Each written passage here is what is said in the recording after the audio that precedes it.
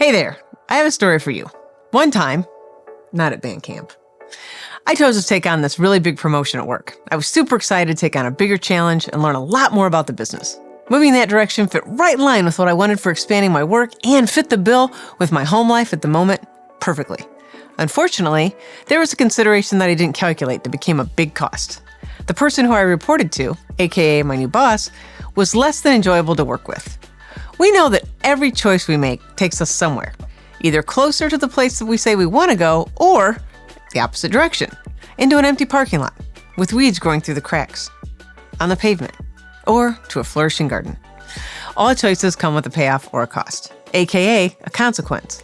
Now, when I say consequence, it sounds negative, but this really misses an opportunity and also the point. I mean it simply as a result that also comes with the opportunity for learning. And it's all about recognizing the ripple effects of our choices and learning from the consequences that is the most critical for us continuing to gain clarity and to be able to make wise choices in the future. And one other point on this, it isn't just about learning from our head. It's also having a felt sense of the consequences. What did that last choice and its resultant outcome actually feel like? It's tricky to get this at first, but trust me, you can do it, and it will be super helpful as you make choices in the future, too. Let's explore consequences. Now, some consequences we can imagine pretty well, and also we've likely learned in our life about actions that create consequences that we would like to avoid. You know, like putting your hand on that hot burner. Ouch. You won't do that again, hopefully. Some consequences show up right away after we make a choice, and other consequences take a bit more time, like me with my promotion. We can't possibly account for every nuance in a choice that we are making, and to be honest, we're not that great at predicting those things anyway, believe it or not. By the way, one of my favorite books on that very topic is Stumbling on Happiness by Daniel Gilbert. He aptly points out, for example, that we, in the modern world, are the first to make actual decisions about where to live, what to do, and who to do it with. For most of human history, people lived right where they were born, took on the occupations of their families, and didn't choose who to marry or not. We're really not that great at knowing what will make us happy in the future.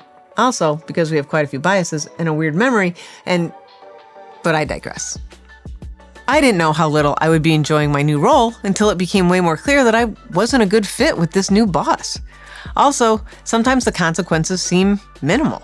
Choosing to stay late at work might yield a short-term payoff of finishing a project, but the cost could be missing that quality time you said was a priority with your family.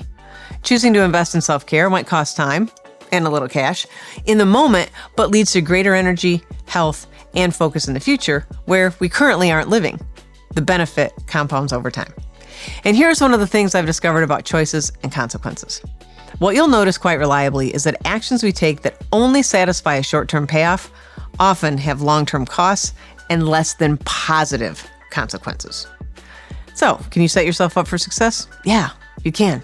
And here are some things you can do and questions you can ask yourself as you're choosing your adventure through life.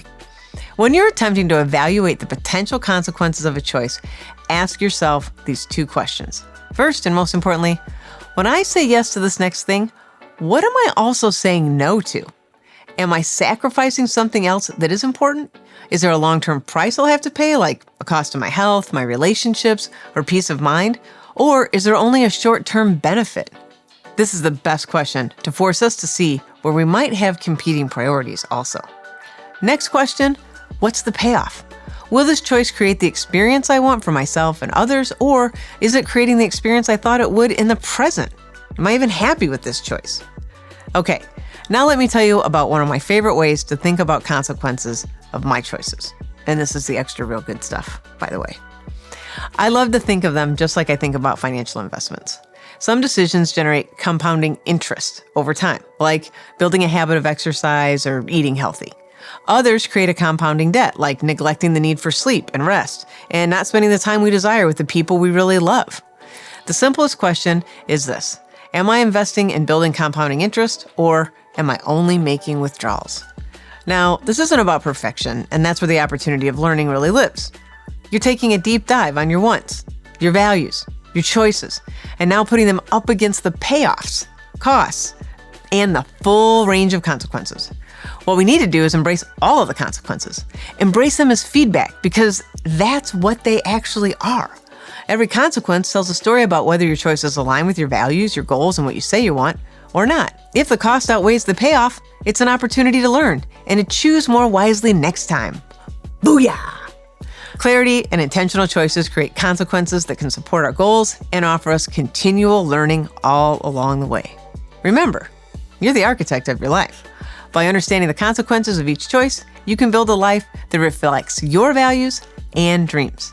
And then we learn to create a system of high precision for our greatest levels of performance at work and at home. So choose it and use it. Hit subscribe for more good tips on how to thrive in the 9 to 5 and beyond. Happy thriving!